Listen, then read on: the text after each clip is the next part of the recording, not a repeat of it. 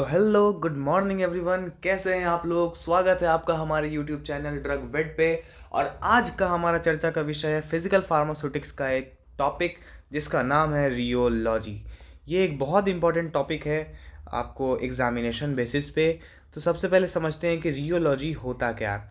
तो रियोलॉजी को हम लोग अगर शॉर्ट में डिफाइन करें तो उसको हम लोग कह सकते हैं क्या कि साइंस, किस चीज़ का साइंस, मटेरियल्स के फ्लो का साइंस। ओके, कि ये एक ऐसा साइंस है जिसमें कि क्या हो सकता है कि मटेरियल्स का फ्लो जिस तरह से होता है, इसमें आपको क्या होता है, हम लोग पढ़ेंगे कि सॉलिड किस तरह से फ्लो करता है। ठीक है, कि सॉलिड के अंदर के जो मॉलिक्यूल्स होते हैं वो किस तरह से फ्लो करते हैं। ठीक है, तो फिर यही होता है हमारा रियोलॉजी। और अगर आपको एग्ज़ाम में लिखना है तो उसके लिए कुछ डेफिनेशंस भी चाहिए होंगे। तो उसका डेफिनेशन क्या है कि रियोलॉजिकल प्रॉपर्टी किसी भी फार्मास्यूटिकल सिस्टम का, कि फ्लो, उसका फ्लो किसी भी फार्मास्यूटिकल सिस्टम का सब्सटेंस का फ्लो इन्फ्लुएंस करता है किसको, सिलेक्शन ऑफ इक्विपमेंट, मतलब किस इक्विपमेंट से हम अपना फॉर्म्यूलेशन बना रहे हैं ड्यूरिंग दी मैन्युफैक्चर, कौन से इक्विपमेंट से बना रहे हैं। और फिर मैन्युफैक्चर ऑफ डोजेज फॉर्म के लिए भी हमें रियोलॉजी पढ़ने की ज़रूरत है। और ड्रग्स की हैंडलिंग के लिए, किस टाइम ऑफ एडमिनिस्ट्रेशन, सारा कुछ के लिए हमें रियोलॉजी पता होना चाहिए। तो रियोलॉजी क्या है, science of flow of material. ठीक है, तो ये अप्लाई क्या होता है कि liquid, solid, semi solid dosages forms में भी अप्लाई होता है रियोलॉजी। तो आप सोच रहे होगे कि लिक्विड तो फ्लो करता ही है, सेमी सॉलिड भी मान लो मोटा मोटा फ्लो करता है। जैसे सेमी सॉलिड में क्या आता है, आइंटमेंट आते हैं हमारे, या क्रीम्स आते हैं सेमी सॉलिड, है ना। अब आप सोच रहे होगे कि सॉलिड में हम लोग कैसे रियोलॉजी लगा रहे हैं, भाई सॉलिड कैसे फ्लो कर रहा है। सॉलिड तो बिल्कुल हमें सीधा साधा दिख रहा है, सामने खड़ा है, वो बिल्कुल कुछ भी उसमें मूवमेंट नहीं है, फिर भी वो कैसे फ्लो कर रहा है। तो सॉलिड कैसे फ्लो करता है कि सपोज हमारे पास एक है बॉक्स। ओके, इस बॉक्स पे हम लोग क्या लगा रहे, स्ट्रेस, मतलब कोई ऊपर से दबाव डाल रहे। जैसे आपके घर पे कोई कार्टून वार्टून होगा, है ना, जिसमें आप लोग सामान लाते हो, उस पर अगर हम लोग बैठ जाते हैं या फिर कोई भी दबाव डालते हैं तो फिर उसका क्या हो जाता है, डिफॉर्मेशन हो जाता है। तो यही उसके अंदर क्या हो गया, स्ट्रेस के एप्लीकेशन की वजह से अगर उसमें स्ट्रेन आ गया, डिफॉर्मेशन हो गया, तो यही होता है हमारा क्या, फ्लो। सॉलिड सब्सटेंसेस का जो फ्लो होता है वो इसी तरह से होता है, स्ट्रेस लगाएंगे तो स्ट्रेन आ जाएगा। फॉर एग्जाम्पल, जैसे हमारे पास ये एक रॉड है, लोहे की रॉड है। सपोज अगर आपके अंदर बहुत पावर होगी तो आप क्या करोगे, उस रॉड को बेंड कर दोगे, है ना। तो फिर उसमें भी क्या आ गया है, आप लोगों ने क्या लगाया, शियर लगाया, शियर, स्ट्रेस लगाया, स्ट्रेस लगाया, ताकत लगाया। तो फिर उससे क्या हो गया, हमारा जो रॉड है वो बेंड हो गया, इसमें क्या आ गया, स्ट्रेन आ गया, इसमें क्या हो गया, डिफॉर्मेशन हो गया। तो इसी तरह से हमारा जो सॉलिड सब्सटेंस है उसके मॉलिक्यूल्स आपस में क्या होते हैं, फ्लो करते हैं। ओके, एंड यही था हमारा इसका डेफिनेशन। ये किस किस चीज़ों पे अप्लाइड है, लिक्विड, सॉलिड, सेमी सॉलिड, तीनों पे। ठीक है, और ये वैसे सब्सटेंसेस पे भी अप्लाइड होता है जिसके कि क्या होते हैं, कुछ कॉम्प्लेक्स स्ट्रक्चर्स होते हैं।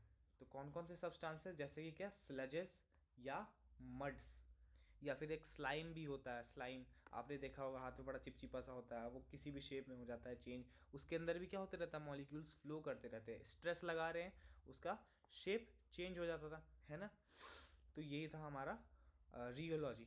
अब देखते हैं फ्लूइड्स कितने तरह के होते हैं। फ्लूइड्स होते हैं दो तरह के। पहला फ्लूइड है अपना कौन सा, न्यूटोनियन फ्लूइड, न्यूटोनियन। एंड दूसरा है क्या अपना, नॉन न्यूटोनियन। तो आपको नाम से ही पता चल रहा होगा कि न्यूटोनियन फ्लूइड कौन से होते हैं, वैसे फ्लूइड्स होते हैं जो ओबे करते हैं किसको, न्यूटन्स लॉ ऑफ विस्कोसिटी को। और नॉन न्यूटोनियन फ्लूइड वैसे फ्लूइड होते हैं जो कि ओबे नहीं करते हैं किसको, न्यूटन्स लॉ ऑफ विस्कोसिटी को। ईजी है ना। और फिर इसका अगर हम फ्लो चार्ट बनाएं तो नॉन न्यूटोनियन के कोई भी टाइप नहीं होते हैं, और न्यूटोनियन के तीन टाइप्स होते हैं। तो कौन कौन से टाइप्स है, पहला है क्या, प्लास्टिक, डाइलेटेंट, सीडो प्लास्टिक। ठीक है, तो न्यूटोनियन फ्लूइड वैसे फ्लूइड है जो कि किसको ओबे करते हैं, न्यूटन्स लॉ ऑफ विस्कोसिटी को, और नॉन न्यूटोनियन नहीं करते हैं। तो अगला है क्या अपना, हमने पढ़ तो लिया न्यूटन्स लॉ ऑफ विस्कोसिटी, इतना बार बोल तो लिया, अब जान लेते हैं न्यूटन्स लॉ ऑफ विस्कोसिटी होता क्या है। तो न्यूटन्स लॉ ऑफ विस्कोसिटी में क्या होगा कि जैसे कोई भी फ्लूइड है, ठीक है, कोई भी फ्लोइंग फ्लूइड है, उस पर अगर क्या कर रहे हैं हम लोग, शीयर स्ट्रेस लगा रहे हैं, शीयर स्ट्रेस लगा रहे हैं, तो स्ट्रेस लगाने से क्या होगा, उसके अंदर डिफॉर्मेशन आएगा, है ना। तो फिर उससे कि में क्या आ जाएगा, स्ट्रेन आ जाएगा। तो किसी भी फ्लोइंग फ्लूइड में क्या होता है कि shear stress is directly proportional हो जाता है किससे, रेट ऑफ शियर के, या फिर शियर स्ट्रेन के। ओके, शियर स्ट्रेस को हम लोग डिनोट करते हैं किससे, tau, torque, and rate of shear को डिनोट करते हैं किससे, DV over D R. DV क्या है अपना वेलोसिटी है, एंड डी आर अपना सेपरेशन है, डिस्टेंस है। ठीक है, तो फिर अगर हम लोग यहाँ पर प्रोपोर्शनैलिटी का सिंबल हटाएंगे, तो आप अगर मैथ वाले होंगे तो आपको पता होगा प्रोपोर्शनैलिटी जब हटता है तो क्या लग जाता है, वहाँ पर एक कांस्टेंट जा करके अटैच हो जाता है। तो कांस्टेंट हम लोग क्या लेंगे यहाँ पर, ईटा।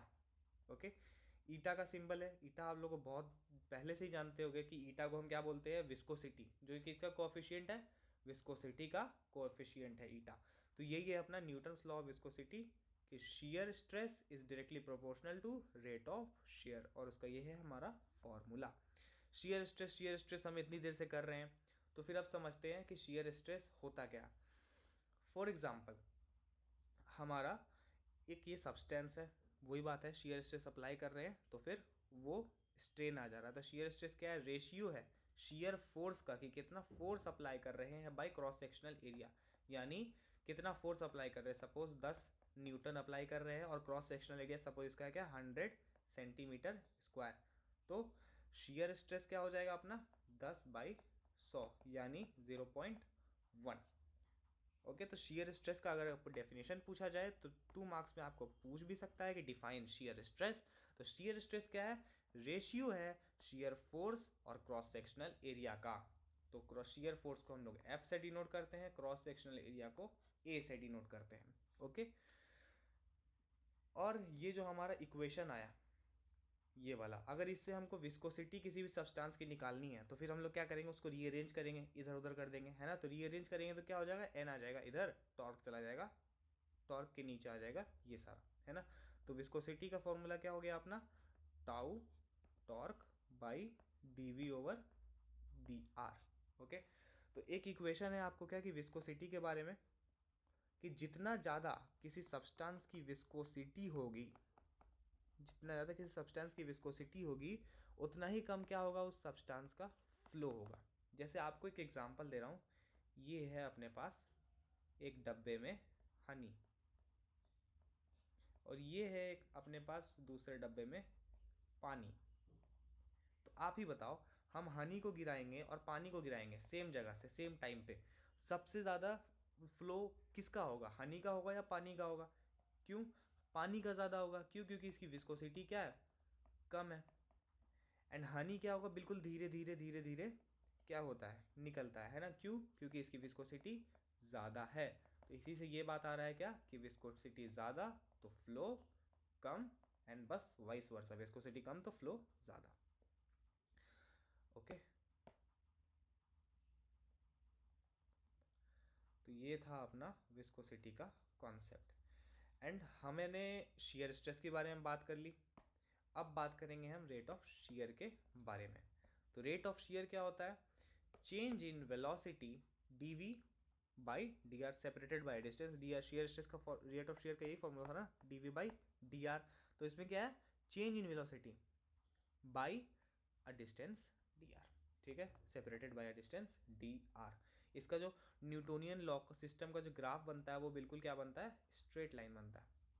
वो कैसे, कि जैसे देखो आप उस पर सपोज 10 न्यूटन का शियर स्ट्रेस अप्लाई कर रहे हो, तो फिर उसमें क्या होगा, जितना स्ट्रेस अप्लाई करोगे, शियर जो अप्लाई करोगे, उतना ही क्या आएगा उसमें स्ट्रेन आएगा, है ना। उतना ही क्या होगा, उसका रेट ऑफ स्ट्रेन होगा। तो ये नॉन न्यूटोनियन सिस्टम्स का हमारा ग्राफ स्ट्रेट लाइन आता है। न्यूटोनियन सिस्टम के कौन कौन से सब्सटेंसेस है जो कि फॉलो करते हैं, उनमें आता है अपना बेंजीन। बेंजीन में आप जितना स्ट्रेस लगाओगे उतना ही स्ट्रेन देगा। अगला है क्या अपना इथाइल अल्कोहल। ठीक है, शियर स्ट्रेस का आपको अगर अभी भी क्लियर नहीं हुआ होगा तो फॉर एग्जांपल एक समझते हैं, हमारे पास है एक बच्चा। ओके, वो खेल रहा है एक डब्बे से, कार्टून के डब्बे से।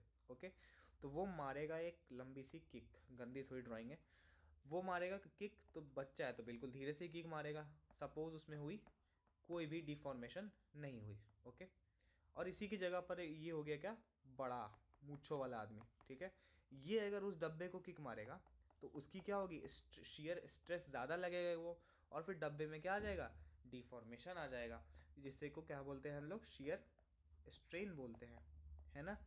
वो क्या लगाएगा, बूढ़ा आदमी है तो फिर वो शेयर स्ट्रेस ज़्यादा लगाएगा और स्ट्रेन भी ज़्यादा आएगा, यानी रेट ऑफ शेयर भी ज़्यादा आएगा। न्यूटोनियन सिस्टम में यही होता है ना, न्यूटन्स लॉ ऑफ विस्कोसिटी यही है कि shear stress directly proportional to क्या, rate of shear. Shear stress को किससे डिनोट करते हैं हम, टाउ से, रेट ऑफ शेयर को D over D R. Okay, proportionality हटा के विस्कोसिटी लगा देंगे। और विस्कोसिटी में क्या पढ़ा हमने, विस्कोसिटी जितना ज़्यादा फ्लो उतना ही कम। पानी और हनी का एग्जाम्पल याद रखना। और रेट ऑफ शेयर क्या है, चेंज इन वेलोसिटी, यानी dv over separated by distance क्या, dr। तो वैसे सब्सटेंसेस जो न्यूटोनियंस लॉ ऑफ विस्कोसिटी को फॉलो करते हैं उनके एग्जांपल्स है हमारे बेंजीन है, इथाइल अल्कोहल है, यानी उसमें जितना शेयर स्ट्रेस लगाओगे उतना ही क्या देंगे वो, रेट ऑफ शेयर देंगे या फिर शेयर स्ट्रेन देंगे। ओके, तो ये था हमारा न्यूटोनियंस लॉ, न्यूटोनियन फ्लूइड। एंड अगला है क्या अपना, नॉन न्यूटोनियन फ्लूइड। कि नॉन न्यूटोनियन फ्लूइड्स में क्या होता है, तीन एक पार्ट्स में हमने उसको बांटा था। पहला क्या था अपना, प्लास्टिक फ्लो। तो प्लास्टिक फ्लो में क्या होता है कि वैसे मटेरियल है जो प्लास्टिक फ्लो को फॉलो करते हैं उनको हम बोलते हैं क्या, बिंघम बॉडी। तो आपसे 2 नंबर में क्वेश्चन आ सकता है, अलग दूसरा नाम बताओ बिंघम बॉडी का, तो वो क्या हो गया अपना, प्लास्टिक फ्लो। ठीक है, कि वैसे मटेरियल जो फॉलो करते हैं प्लास्टिक के फ्लो को, ओके, उनको हम बोलते हैं क्या, बिंघम बॉडी। जब शेयर स्ट्रेस अप्लाई करेंगे तो शुरुआत में क्या होगा, फ्लॉक्यूल्स ब्रेक नहीं करेगा। ठीक है, मतलब कम, सपोज ये है अपना प्लास्टिक फ्लो का एग्जांपल। जब हम क्या करेंगे, शुरुआत में शेयर स्ट्रेस लगाएंगे तो शुरुआत में आपको पता है कम फोर्स लगाओगे तो ब्रेक नहीं होता है ना। फिर क्या होगा, और फिर वो क्या करेंगे, फ्लॉक्यूल्स जो होंगे वो क्या करेंगे, आपस में एक दूसरे से क्या हो जाएंगे, दूर दूर हो जाएंगे, है ना। और जब शेयर स्ट्रेस इसके यील्ड वैल्यू से, मतलब यील्ड वैल्यू उसको कहते हैं कि एकदम पीक वैल्यू, वहाँ पर आने के बाद टूट जाएगा, तो फिर वहाँ पर क्या हो जाएंगे, ये जो पार्टिकल्स है जो सेपरेटेड है वो इंडिविजुअल पार्टिकल्स की तरह एक्ट करेंगे, वो बिल्कुल क्या हो जाएंगे, टूट जाएंगे। फॉर एग्जाम्पल ये अपने पास एक है प्लास्टिक फ्लो का एग्जांपल, एक रॉड है, ठीक है। तो उसमें क्या होगा, फ्लॉक्यूल्स जो है शुरुआत में ब्रेक नहीं करेंगे लेकिन एक दूसरे से क्या हो जाएंगे, सेपरेट हो जाएंगे, पहले एक साथ है, ठीक है। उसमें हम क्या लगा रहे हैं, शेयर स्ट्रेस लगाए तो फ्लॉक्यूल्स क्या हो जाएंगे, सेपरेट हो जाएंगे, है ना, सेपरेट हो जाएंगे। और अगर ज़्यादा शेयर स्ट्रेस लगाएंगे, किसके यील्ड वैल्यू से भी ज़्यादा लगाएंगे, तो हमारा फ्लॉक्यूल्स जो है वो क्या हो जाएगा, बिल्कुल इंडिविजुअल पार्टिकल्स की तरह एक्ट करेगा।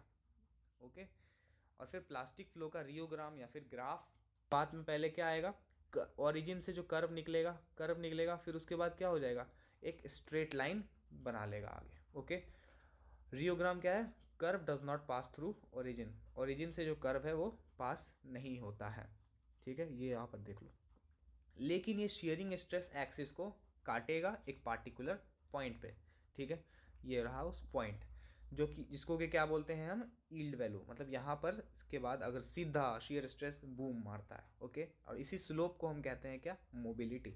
ये जो स्लोप है अपना, इसी को बोलते हैं हम मोबिलिटी। नेक्स्ट है अपना क्या, सीडो प्लास्टिक फ्लो में हमने क्या पढ़ा कि शुरुआत में जब हम शेयर स्ट्रेस लगा रहे हैं तो फिर फ्लॉक्यूल्स ब्रेक नहीं कर रहे हैं, वो एक दूसरे से क्या हो रहे हैं, अवे जा रहे हैं। जब शेयर स्ट्रेस यील्ड वैल्यू से ज़्यादा हो जाएंगे तो फिर वो इंडिविजुअल पार्टिकल्स की तरह एक्ट करते हैं। रियोग्राम क्या है इसका, ओरिजिन से हमारा ग्राफ पास नहीं कर रहा है, एंड उसके बाद जब यील्ड वैल्यू अचीव हो जाएगा तो फिर हमारा स्लोप को कहते हैं क्या, मोबिलिटी। सीडो प्लास्टिक फ्लो में हम क्या पढ़ेंगे कि ये यील्ड वैल्यू नहीं देता है, प्लास्टिक फ्लो क्या देता था, यील्ड वैल्यू देता था। एग्जांपल्स क्या है इसका, सीडो प्लास्टिक फ्लो का, HPMC या CMC इन वाटर, इनमें डालेंगे तो फिर उसमें क्या होगा, वाटर का लेयर बन जाएगा, हाइड्रेशन होगा वहाँ पे, हाइड्रेशन की वजह से क्या हो जाएगा, लेयर में कन्वर्ट हो जाएंगे, तो पॉलीमर मॉलिक्यूल्स क्या हो जाएंगे, स्वेल कर जाएंगे। ये पॉलीमर है HPMC और CMC, इनको जब हम पानी में डालेंगे तो फिर वो क्या हो जाएंगे, स्वेल कर जाएंगे। और फिर स्वेल हो जाएंगे तो आपको पता ही है स्वेलिंग होगा तो फिर उसका फ्लो क्या हो जाएगा, रिड्यूस हो जाएगा, है ना, रेजिस्टेंस हो जाएगा, फ्लो ऑफ वाटर को क्रिएट करेगा रेजिस्टेंस, एंड विस्कस हो जाएगा सॉल्यूशन, और विस्कस हो जाएगा तो शेयर स्ट्रेस लगाएंगे तो फिर पॉलीमर फ्लो करेगा, और शेयर स्ट्रेस जब छोड़ देंगे तो फिर हमारा विस्कोसिटी पुराने जैसा नहीं रह पाएगा, ठीक है। तो अलग अलग रेट ऑफ शेयर दिखाएगा अलग अलग जगह पे। इसका हम लोग पढ़ लेते हैं।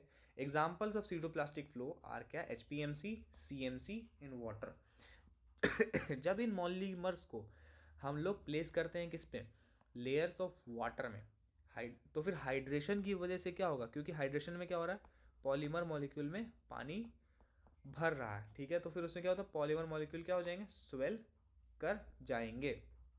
और ये जो स्वेलिंग मॉलिक्यूल है ये प्रोड्यूस करेगा क्या, रेजिस्टेंस प्रोड्यूस करेगा। किससे रेजिस्टेंस प्रोड्यूस करेगा, फ्लो ऑफ वाटर से, है ना। और फिर सॉल्यूशन क्या हो जाएगा अपना, विस्कस हो जाएगा। जब हम शेयरिंग स्ट्रेस अप्लाई करेंगे तो फिर उसका फ्लो सही हो जाएगा, है ना, डायरेक्शन ऑफ फ्लो में ये फ्लो करेगा, स्ट्रेस अप्लाई कर रहे हैं ऊपर से।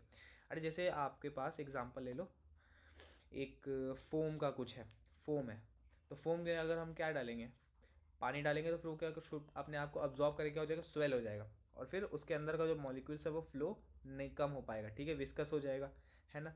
और ये जो पॉलीमर मॉलिक्यूल है ये क्या करेगा, डायरेक्शन ऑफ फ्लो में अप्लाई होगा, जब उस पर क्या करेंगे, स्ट्रेस लगाएंगे ऊपर से, ऊपर से आप उसको दबाव डालोगे तो फिर अंदर से क्या होगा, पानी निकलेगा, है ना।